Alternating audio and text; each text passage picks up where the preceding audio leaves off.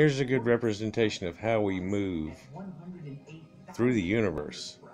Along a path tilted 23.4 degrees to its spin. Within our local neighborhood of stars, our entire solar system is drifting 70,000 kilometers per hour, roughly in the direction of the bright star Vega in the constellation of Lyra. Now we're doing a corkscrew around the sun as it's going.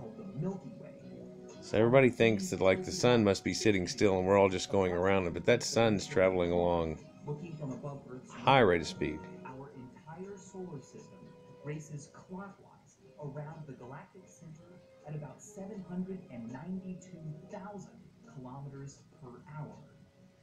Our whole galaxy is also moving That's through quite the universe. fast. We know this because when the universe was very